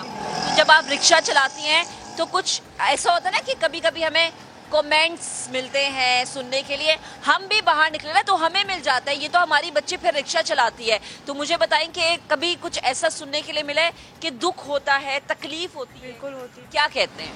कोई अप्रिशिएट भी करता है, कोई नहीं भी करता, कुछ हंसते भी हैं, कुछ हौसला अफजाई भी करते हैं कि बच्ची चला रही है। अच्छा महक, अगर मेरी आवाज आपको आ रही है तो इनसे अच्छा मुझे ये बताएं कि जो आपकी बहनी जी महक, इनसे जरूर पूछिएगा कि ये अभी ये बच्ची हमारी ये 800-900 घर लेके जाती, अभी पेट्रोल इतना महंगा हुआ है और गालिबन रक्षा इनका पेट्रोल पे ही होगा, तो इतनी महंगाई में कितना असर पड़ा है इन पे? अच्छा अलीशा मेरे को होस्ट हैं, वो आपसे ये सवाल करना चाह रहे हैं कि पेट्रोल महंगा हो गया है, महंगाई तो बहुत हो गई है, हर चीज़ महंगी हो गई है, तो ये 800-900 रुपए में आप पेट्रोल कैसे मैनेज करती हैं या अम्मा को ही देती हैं? फिर पेट्रोल किस तरह आता है अगली सुबह? जिस तरीके से 800 रुपया बन जाता है, 300 रुपये का पेट्रोल शाम तक चलाती हूँ। कभी सवारी दूर की लग जाती है, फिर उसमें से 200 रुपये का डलवाती हूँ, 300 रुपये या 200 बच जाता है पीछे से। अच्छा तो ये मुझे बताएं कि आप माशाल्लाह 6 बहनें हैं, तो बाकी बहनों की शादी हो चुकी है या वो जॉब करती हैं? नहीं, 4 बहनों की शादी हो चुकी है, मेरे से बड़ी और एक में हम घर पर हैं। आप सबसे छोटी हैं? जी मैं सब। ओ फैसल ये सबसे छोटी हैं और इस छोटी सी बच्ची ने अपने कांधों पे ये बोझ उठाया है। ये छोटी घर की बड़ी बनी हुई है इस टाइम, लेकिन मैं समझती हूँ कि इस बच्ची के साथ बड़ी ज्यादती है। ये आप क्या चाहती हैं अलीशा? दिल में कोई बात मुझे बहन समझ के हमारे चैनल के तवस्सुत से, हमारे प्रोग्राम के जरिए अगर पूरी दुनिया को आप अगर कोई भी अपने दिल की बात बताना चाहें? बस हुकूमत पाकिस्तान से मेरी ये अपील है कि मुझे घर दिया जाए, क्योंकि किराए का मकान है, हम अफोर्ड नहीं कर सकते। अच्छा। और मेरे साथ मेरी नौकरी का कुछ किया जाए। कि किस तरह की नौकरी करना चाह रही हैं? मैम जौन सी भी मतलब दे दें, काम करना है, काम करना है, काम करना है, काम में कोई आड़ नहीं है। जी फैसल, 8वीं जमात तक इन्होंने शायद तालीम हासिल की है, تو ان سے پوچھیے گا بھی کہ یہ کیا مزید پڑھنا چاہتی، کیونکہ ہماری یہ کوشش ہونی چاہیے کہ ہم ان روزگار تو ایک حلال چیز ہے اور اچھی بات ہے کہ یہ اپنے پیروں پہ کھڑے ہو کے اپنے گھر کی کفالت، سب سے چھوٹی بچی اپنے پورے گھر کی کفالت کری، لیکن ان سے یہ بھی پوچھے یہ پڑھنا چاہتی ہیں، اور اگر پڑھنا چاہتی تو ہم اپنے اس پلیٹ فارم سے جتنے بھی مقتدر حلقے ہیں ان سے گزارش کریں گے کہ ان کی تعلیم کا بھی بندوبست کیا جائے۔ علیشہ، آپ کی تعلیم کے بارے میں بات کرنا چاہوں گی، آپ پڑھتی تھی؟ جی میں پڑھتی تھی۔ کون سی کلاس تک پڑھا؟ میں 8 تک پڑھی ہوں، والد صاحب بیمار ہوں، اس کے بعد میں نے پڑھنا۔ تو آپ ابھی پڑھنا چاہتی ہیں مزید؟ پڑھنا چاہتی ہوں پر گھر کے مسائل۔ ظاہر ہے فیصل، تعلیم حاصل کرنا کس بچے کا شوق نہیں ہوتا، لیکن اگین وہی کہ وہ چھوٹی 17 سال کی عمر میں اپنے گھر کا بوجھ اٹھائے ہوئے ہے۔ وزیر اعظم پاکستان سے، وزیر اعلیٰ سندھ سے، ہماری حکومت پاکستان سے کوئی آپ اپیل، کوئی درخواست، کچھ کسی خواہش کا اظہار آپ اگر کرنا چاہیں؟ بس میری اتنی سی درخواست اور میری اتنی سی اپیل ہے کہ مجھے گھر دیا جائے جس میں ہم لوگ رہ سکیں، کیونکہ کرایہ مہینے کا ہم افورڈ نہیں کر سکتے، نہ ہمارے بس میں ہے، کبھی دیہڑی لگتی ہے کبھی نہیں لگتی ہے، اور ہمارے پر کچھ قرضے بھی ہیں۔ قرضے بھی؟ جی قرضے بھی۔ اچھا علیشہ، مجھے بتاؤ کہ جب کوئی سواری آتی ہے، رکشہ روکتی ہے، تو جب ایک بچی کو دیکھتی ہے کہ وہ رکشہ چلا رہی ہے تو کیا ان کے کیا تاثر ہوتے ہیں؟ کوئی اپریشیٹ بھی کرتا ہے، کوئی نہیں بھی۔ کیا کہتا ہے؟ کوئی اچھا بولتے ہیں کہ بیٹا آپ اچھا کر رہی ہیں، ماں باپ کا سہارا بنی ہوئی ہیں، کوئی کہتے ہیں کہ آپ کیوں نکلی ہوئی ہیں، لڑکیاں گھر میں ہوتی ہیں، پر ان کو تو نہیں پتا ہمارے گھر کی مجبوری ہے۔ فیصل، بڑے دکھ کی بات ہے، لیکن اس چیز کی خوشی ہے کہ علیشہ اپنے قدموں پہ کھڑی ہے، اور جب علیشہ اپنے قدموں پہ کھڑی ہے تو یہ رزق حلال کما رہی ہے۔ ان کی والدہ سائڈ پہ کھڑی ہیں، وہ رو رہی ہیں، ان کی آنکھوں میں آنسو ہے۔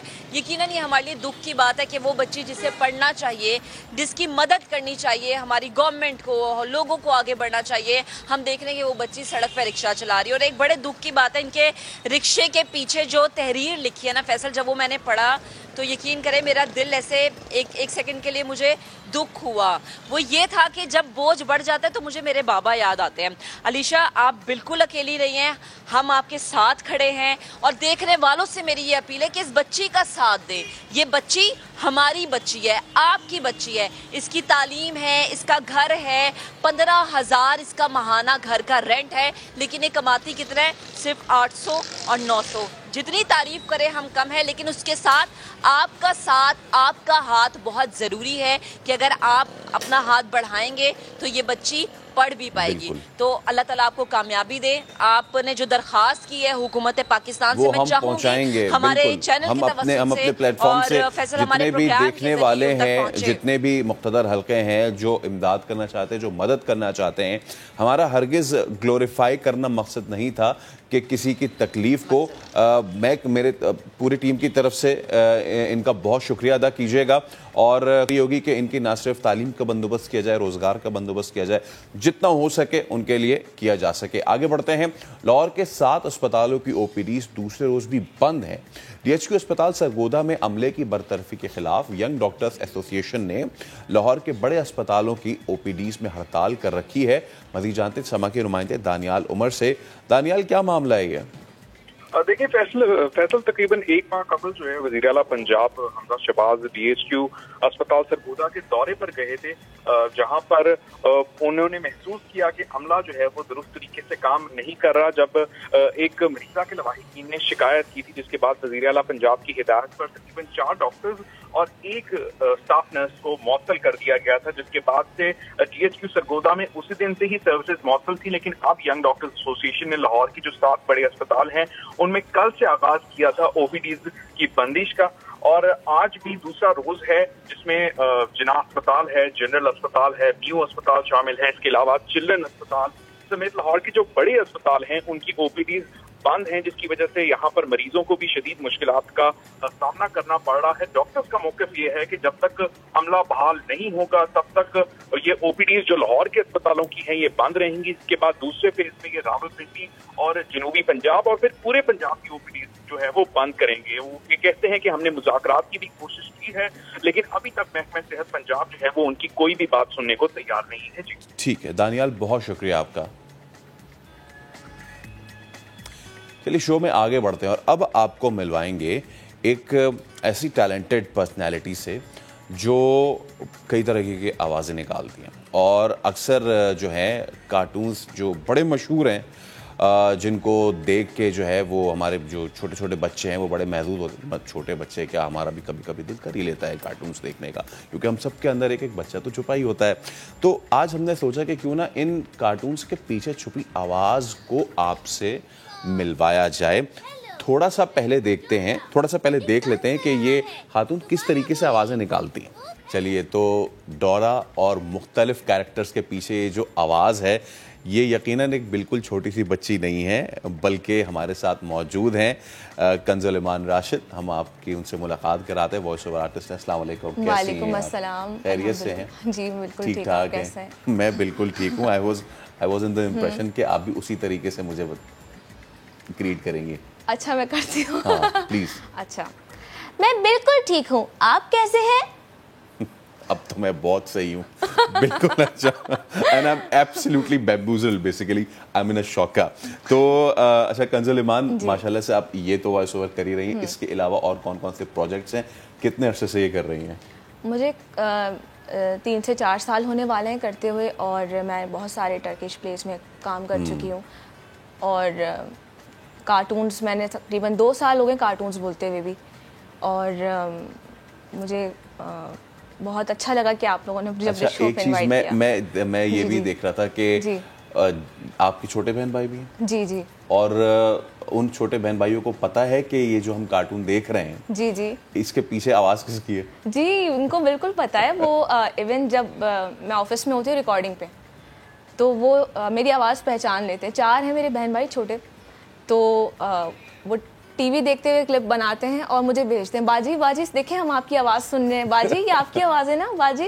تو مجھے بڑی خوشی ہوتی ہے کہ میرے ہی گھر میں میرے چھوٹے چھوٹے فینس موجود ہیں جن سے مجھے فیڈ بیک ملتا رہتا ہے کہ میں نے کیسا کام کیا, کیسا نہیں کیا. تو وہ مجھے بعد میں بتاتے ہیں, باجی ہم نے یہ والا کارٹون دیکھا تھا, ہمیں بہت اچھا لگا یہ وہ. تو مجھے بڑی خوشی ہوتی ہے. اچھا, کس طریقے سے آغاز ہوا؟ بیکاز وائس اوور آرٹسٹ اب پاکستان میں بہت زیادہ ہو رہا ہے, لیکن 3-4 سال پہلے it was just in the please and all. تو کیسے آپ نے آغاز کیسے کیا؟ دیکھیں, جب تک آپ کو شوق نہیں ہوتا تو آپ کوشش بھی نہیں کرتے. ٹھیک ہے, مجھے بچپن سے شوق تھا.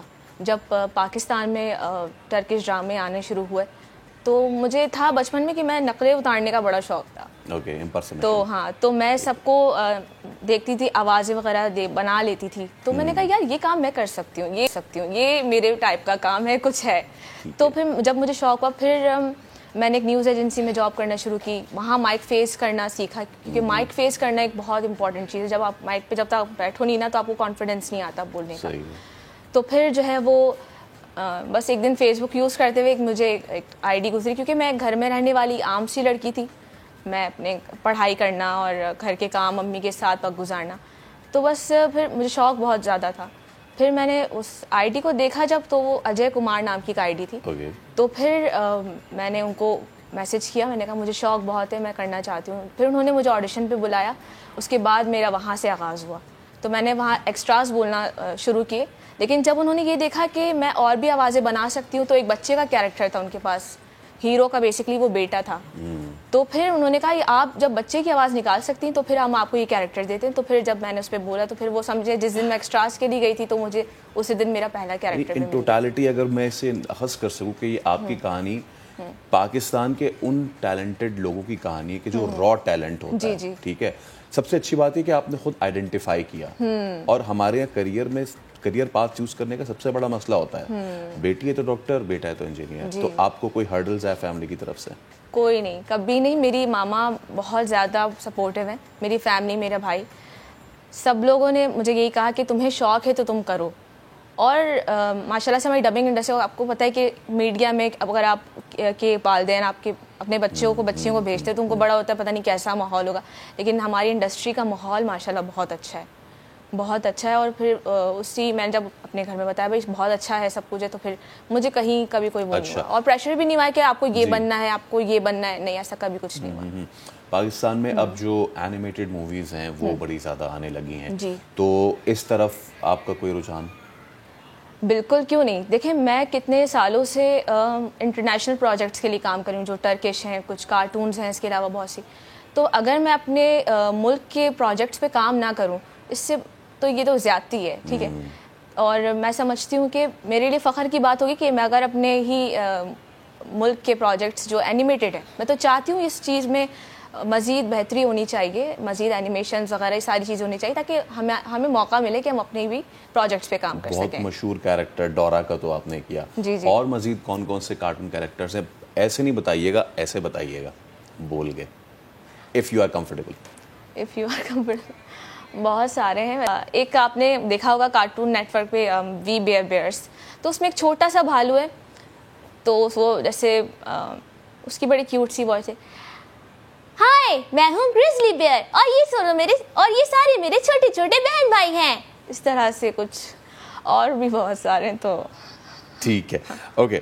تو بہت زبردست آپ نے اپنا ٹیلنٹ کو پرفارم یہاں پہ کر کے دکھایا. ہماری امید ہے کہ اسی طریقے سے تھرائیو کریں، کیونکہ ڈبنگ انڈسٹری ہماری بہت تھرائیو کری. That's a good thing. اچھا، آپ کا شکریہ میں کرتا ہوں، لیکن میں نہیں کروں گا. بریک آپ نے لینی ہے ڈورا کی آواز میں، تو پلیز. تو لیتے ہیں ایک چھوٹا سا بریک اور اس کے بعد واپس آتے ہیں. تو دیکھتے رہیے نیا دن.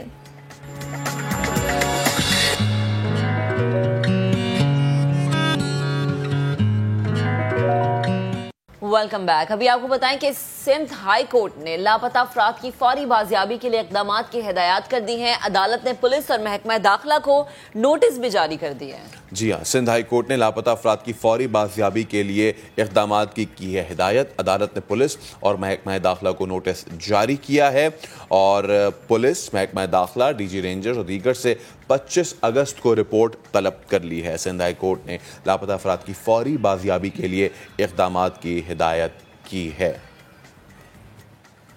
ٹھیک، اسی پر بات کریں گے. ہمارے نمائندے عرفان الحق ہمیں جوائن کر چکے ہیں. جی عرفان، بتائے گا ڈیٹیلز. دیکھیے، مختلف شہری ہیں جو مختلف وقتوں میں غائب ہوتے رہے ہیں.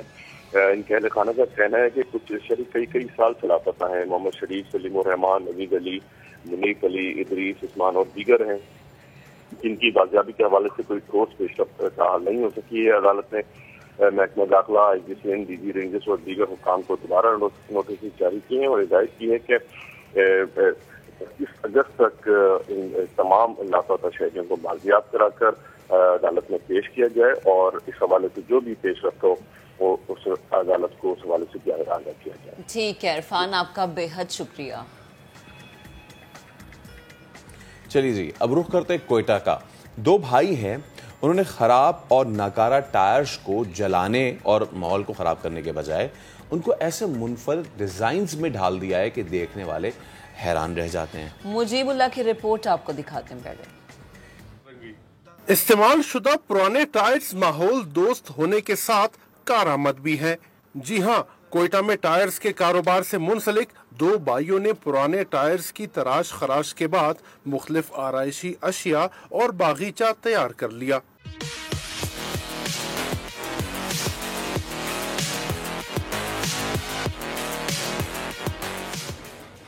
ماہر کاریگر عتیق اللہ کہتے ہیں پرانے ٹائرز سے مختلف جانور، موٹر سائیکل اور ثقافتی اشیاء کے ماڈلز تیار کر کے ماحولیاتی آلودگی کم کرنے کی جانب ایک قدم بڑھایا ہے.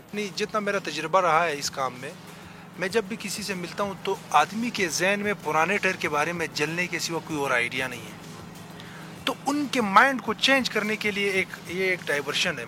یہ جو آپ کو میں نے پکچر دکھا ہے، یہ ایک ڈائیورشن ہے. صدیق اللہ کہتے ہیں ٹائرز کی کٹائی میں چھری، بلیڈ اور ڈیزائنز میں ڈھالنے کے لیے نٹ بولٹ کا استعمال کیا جاتا ہے. موٹر سائیکل بنائے میں ٹائروں سے، بطخیں بنائے، طوطے بنائے، درخت بنائے، ایسے مختلف جانور بنائے، مگرمچھ بنائے، بچھو بنائے، سانپ بنائے. پہیا انسانی ایجاد میں سب سے اہم ایجاد مانا جاتا ہے، اور آج بھی انسان اس ایجاد میں ہنر کا رنگ گھول کر اس سے حیرت زدہ تخلیق پیدا کر رہا ہے. ناکارہ ٹائروں کو تراشنے کے بعد انہیں کارآمد اور ماحول دوست بنانے والے ان نوجوانوں کی سرپرستی ہو تو یہ ملک کی ترقی میں اپنا کردار ادا کر سکتے ہیں. کیمرامین جنید اکبر کے ساتھ مجیب اللہ، سما، کوئٹہ. ایک تیر سے کئی شکار کیے ہیں، ماحول دوستی بھی اور اتنی اچھی آرٹ گیلری بھی بنا دی ہے اور انوائرمنٹ کو اتنا نقصان بھی نہیں پہنچایا ہے. تو جو آرٹسٹ ہیں عتیق اللہ وہ ہمارے ساتھ موجود ہیں. عتیق السلام علیکم. امید ہے آپ خیریت سے ہوں گے. کیا یہ سب سے پہلے تو یہ بتائیں کیا کیا بنا دیا ہے آپ نے, ذرا پوری لسٹ بتائیں ہمیں. وعلیکم السلام. میں نے اس سے مختلف پرندے بنائے, اس سے میں نے مطلب پول کے لیے گملے بنائے, صوفے بنائے, چیئر بنائے, اس سے بچوں کے لیے چھوٹا سا سوئمنگ پول بنائے جس میں بچے وغیرہ آرام سے نہا سکتے ہیں, نہ یہ ٹیڑھا ہو سکتا ہے, نہ اس میں سوراخ ہو سکتا ہے, نہ یہ خراب ہو سکتا ہے. اور ایسے آرٹیفیشل ٹری بنائے, آرٹیفیشل چیزیں کافی ساری چیزیں بنائے. ایک پیغام تھا ہمارا بس اس میں. صحیح. اچھا عتیق, مجھے یہ بتائیں کہ یہ خیال آیا کیسے, کیونکہ عموماً تو ہمارے ملک میں یہ عام ہے ٹائروں کو جلا دینا, یا وہ پڑے رہتے اس میں پانی بھر جاتا ہے اور پھر گندگی پیدا ہوتی ہے, مچھر پیدا ہوتے ہیں. یہ آئیڈیا کیسے آیا؟ آئیڈیا ایسے آیا کہ یہ ہمارے پاس کچھ جانور تھے اور ہمارے پاس اس کو چارہ ڈالنے کے لیے کوئی خاص چیز میسر نہیں تھا. تب ہم نے سوچا کہ اس سے کوئی ٹب سا بنایا ٹائر سے. تو ہم نے جب ٹب بنایا انہوں لوگوں نے بڑا پسند کیا. کرٹیسزم تھوڑا زیادہ تھا لیکن پسند آیا سب کو. پھر آہستہ آہستہ ہم نے نئی نئی چیزیں بنانا شروع کیا. لیکن مین مقصد یہ تھا, جب بھی لوگ آتے تھے ہمارے پاس تو 70 سے 60% لوگوں کا مائنڈ یہ ہوتا تھا کہ بھائی یہ پرانے ٹہرے جو جلانے کے علاوہ کوئی اور اس کا کام نہیں ہے. تو میں بھائی سے اکثر کہتا تھا کہ ہماری وجہ سے ہماری وجہ سے پولوشن پھیل رہا ہے, اور ہم اپنی چیزوں کو اگر صحیح طریقے سے مطلب لوگوں کو موڑ کر لوگوں کو سمجھانے کی کوشش کر لیں. یہ ہمارا ایک سٹیپ تھا, پروپوزل تھا. سارا مقصد یہی تھا کہ لوگ اسے نہ جلائیں تاکہ نئے آنے والی نسل کو یہ پتہ چل جائے کہ بھائی ٹائر جلنے کے لیے نہیں ہے, ٹائر سے یہ چیزیں بھی بنا سکتے ہیں ہم. اچھا عتیق بھائی, یہ آپ نے جو اتنی اچھی بات کی ہے, ٹائر جلنے کے لیے نہیں ہے, ٹائر ایک پوری آرٹ گیلری بنانے کے لیے. عتیق بھائی, آپ نے کہیں سے سیکھا یہ, یا پھر یہ آپ کی اپنی امیجنیشن تھی ساری؟ بات یہ, آپ کو تو پتہ ہے بلوچستان کافی پسماندہ ہے, یہاں سکھانے کے لیے کافی چیزیں بہت کم ہیں. تو یہ ساری ہماری اپنی تخلیق تھی, اور ہم دونوں نے اپنی مدد آپ کے تحت, میرا بھائی جو صدیق اللہ کے نام سے ہے, ہم دونوں نے جو بھی آئیڈیا کریٹ کیا مل کر ہم دونوں نے اس کام کو آگے کیا. لیکن لوگوں نے بڑا ہمیں کرٹیسائز کیا, کسی نے بھی پسند نہیں کیا. کہا کہ یہ 200-300-400 روپے میں بیچنے والا ٹائر آپ نے پاڑ دیا, یہ کیا وہ کیا نا. تو 3 سال کے بعد میڈیا والوں کو پتہ چلا یہ بات, جو مجھے بڑا افسوس سے کہنا پڑ رہا ہے. پھر بھی میں شکر گزار ہوں آپ لوگوں کا کہ آپ نے یہ چیزیں, میرا مقصد ہے کہ لوگوں کے ذہن میں پازیٹیو میسج چلا جائے کہ ٹائر ہرگز جلانے کے لیے نہیں ہے. ارے اور جو آپ کا یہ میسج ہے یہ چلا گیا ہے, کیونکہ آپ ہمارے پروگرام میں آ گئے تو یہ میسج پوری دنیا کو چلا گیا. اور ویسے جب بھی کوئی نئی چیز آتی ہے تو کرٹیسائز ہوتا بھی ہے, پھر اپریشیٹ بھی کرتے ہیں, جو کہ ہم آپ کو کر بھی رہے ہیں اور لوگ آپ کو دیکھ بھی رہے ہیں. اچھا ٹھیک, کتنے ٹائر لگے, یہ مطلب کس طرح سے آپ نے اس کو بنایا, کتنے ٹائروں کا استعمال ہوا, یا پھر ہم یہ دیکھیں کہ بھئی کسی بھی ایک چیز کو بنانے میں کتنے ٹائر لگتے ہیں؟ ٹائریں تو اس میں نہیں لگتا ہے, اس میں مطلب ایک ٹائر سے آپ تقریباً کم سے کم کوئی 7-8 گملے, 5-6 گملے بنا سکتے ہو. اور ایک گملے کی قیمت بازار میں سب کو پتہ ہے, اور وہ ٹوٹنے والے گملے نہیں ہیں.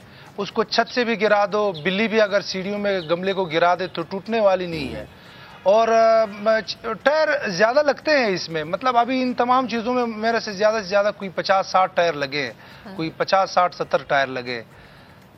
اچھا, اور عتیق بھائی مجھے یہ بتائیں کہ آپ کا جو ہے وہ کوئی ٹائر کا بزنس ہی تھا, یا پھر آپ نے یہ جتنے پرانے کہیں سے اٹھائے اور پھر اس کو بنایا؟ آپ کا اپنا کام کیا ہے؟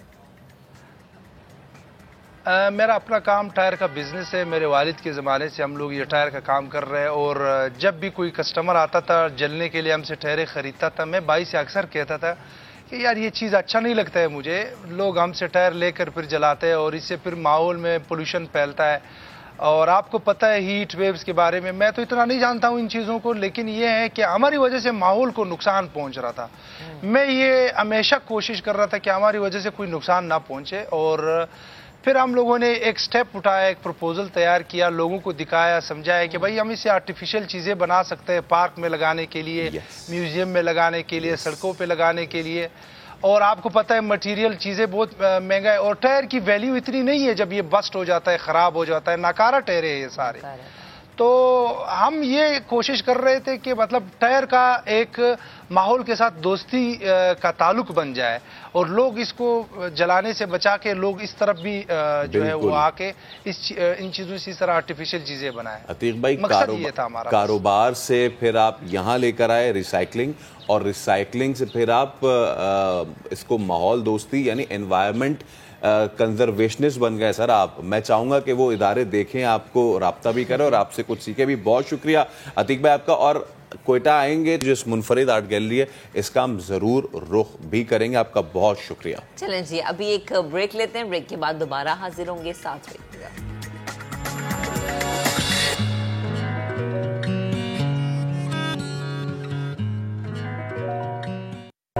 افسوسناک خبر آپ کو دے, فیروز والا کے علاقے رشنا ٹاؤن میں کیمیکل کے گودام میں آگ جو لگی ہے اس پر قابو تو پا لیا گیا ہے, لیکن 4 مزدور جاں بحق ہو گئے ہیں. اسی پر بات کریں گے, اپنے نمائندے شہباز خان نے ہمیں جوائن کیا. شہباز بتائے گا ابھی تازہ ترین صورتحال کیا ہے؟ جی یہ شکوفرہ کا علاقہ ہے رچنا ٹاؤن, جہاں پہ گزشتہ رات جو ہے ایک فیکٹری کے کیمیکل گودام میں آگ لگی تھی, جسے شکوفرہ مرید کے اور لاہور کی جو ریسکیو فائٹنگ کی ٹیمیں جو ہیں وہ آگ بجھانے میں مصروف تھی. تو 2 افراد جو ہیں اسی دوران جلس کر جاں بحق ہو گئے تھے, اور جو گودام کی چھت ہے جی وہ بھی گر گئی تھی, جس کے ملبے کے نیچے جو ہے چند مزدور جو بتایا گیا تھا کہ دب گئے ہیں. ریسکیو آپریشن جاری تھا. 2 مزدور جو ہیں جن کی لاشیں نکال لی گئی ہیں, اور اس طرح 4 افراد جو ہیں جاں بحق ہو گئے ہیں, جبکہ ریسکیو آپریشن تاحال جاری ہے. ٹھیک ہے شہباز, بہت شکریہ. اب ذرا آگے بڑھتے ہیں اور ایک ایسے ٹاپک کی بات کریں گے جس پہ بات کرنا بے حد ضروری ہے. ہر چیز کا حد سے زیادہ استعمال نقصان دہ ہوتا ہے, اور اس کے اثرات زندگی پر جب پڑنا شروع ہو جائے نا تو یہ ایک الارمنگ چیز ہے. نوجوانوں پر سوشل میڈیا کے اثرات کی بات کی جائے تو اس کے مثبت اور منفی دونوں پہلو ہیں. اب یہ مثبت اور منفی پہلو آپ کی زندگی کو کتنا ڈسٹرب کرتے ہیں, یہ کتنا بناتے ہیں, کیونکہ دونوں ہم پہلوؤں کی بات کر رہے ہیں. تو اسی پر بات کرنے کے لیے ماہر نفسیات ڈاکٹر مائدہ اشرف ہمیں جوائن کر چکے ہیں. ڈاکٹر صاحبہ بے حد شکریہ وقت دینے کے لیے. Good morning. جس چیز کی طرف آج ہم نشاندہی کر رہے ہیں اس پہ بات کرنا بہت ضروری ہے. سوشل میڈیا کا زیادہ استعمال, پہلے تو میں بات کروں گی نیگیٹیوٹی, کہ آپ کو نیگیٹیوٹی کی طرف لے کے جاتا ہے. Is it true?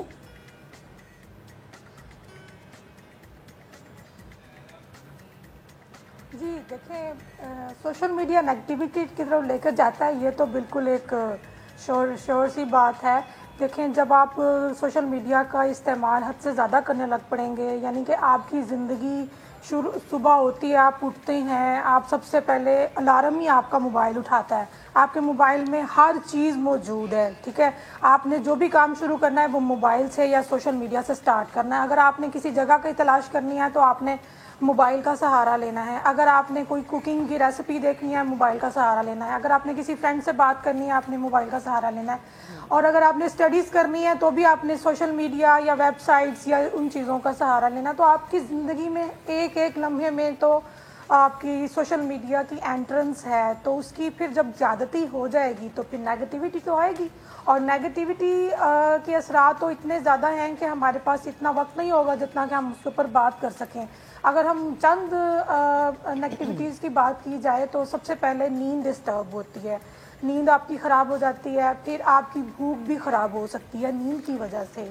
پھر اس کے علاوہ آپ کی فزیکل ایکٹیویٹیز ختم ہوتی جاتی ہیں. پھر اس کے علاوہ سب سے بڑی نیگیٹیوٹی یہ ہے کہ آپ کا سوشل سرکل, یعنی کہ ہر چیز نے آپ کے سوشل میڈیا نے جگہ جب لے لی ہے, جب آپ کے فرینڈز نے فیس بک کی جگہ لے لی ہے, یا فیس بک نے آپ کے فرینڈز کی جگہ لے لی ہے, واٹس ایپ نے آپ کے ہمسایوں کی جگہ لے لی ہے, تو پھر آپ خود بتائیں مجھے کہ آپ کی زندگی میں نیگیٹیوٹی تو ہر جگہ پہ آ گئی ہے. آپ کے نقصان تو ہو رہے ہیں, آپ کا سوشل سرکل بھی ڈسٹروائے ہو گیا ہے, یہاں تک کہ آپ کی خوش مزاجی, آپ کی بات چیت کرنے کی جو کمیونیکیشن کا جو سٹائل ہے وہ بھی اپلیکیبل تو ہو ہی نہیں رہا. اب وہ تو آپ اپنے موبائل کے ساتھ سپینڈ کرتے ہیں, سوشل میڈیا پہ سپینڈ کرتے ہیں, آپ ہر چیز ٹائپ کر کے لکھتے ہیں, آپ ہر چیز وائس میسیج میں بھیجتے ہیں تو آپ کو انٹریکشن جب لوگوں کے ساتھ کم سے کم ہوتی ہے تو پھر وہاں آپ کا کانفیڈنس بھی لو ہوتا ہے، وہاں پہ کئی ذہنی نفسیاتی امراض بھی جنم لیتے ہیں جس میں سب سے بڑھ کے فوبیاز ہیں اور سب سے بڑی گھبراہٹ کی بیماری ہے جب آپ کی چیزوں کو فیس نہیں کریں گے، آگے ہو کے چیزوں پہ انڈلج نہیں ہوں گے۔ اب پلینگ گراؤنڈز ہیں، جب بچے وہاں پہ کھیلنے کے لیے جاتے ہیں تو وہ آ کر 10 بچوں کی ٹیم ہے تو وہ سب بچوں کے ساتھ السلام علیکم دیتے ہیں، ان کے گھروں کی احوال پوچھتے ہیں، ان کی چیزوں سے اویئرنیس ہوتی ہے، ان کی اونچ نیچ کا پتہ چلتا ہے۔ تو سوشل میڈیا پہ تو ان چیزوں کا نہیں پتہ چلتا، ان پہ تو آپ کو ایک پردہ آ جاتا ہے نا بیچ میں، وہ آپ کو آگے بڑھنے نہیں دیتا، اس سے نہیں پتہ چلتا کہ آپ نے کس حد تک آگے جانا ہے اور کس حد تک آپ نے اپنے ڈاکٹر صاحبہ بالکل آپ نے یہ تمام تر چیزیں بالکل صحیح طریقے سے لسٹ کی ہیں۔ میں آپ سے یہ پوچھنا چاہ رہا تھا کہ اب استعمال سے بڑھ کے یہ چیز ہو گئی ہے، ایک سلیوری کے طور پہ ہو گئی ہے، ہم چینڈ ہو چکے ہیں ان سوشل میڈیا پلیٹ فارم سے، ان موبائل فون سے، تو یہ چین توڑنے کا کوئی طریقہ ہے؟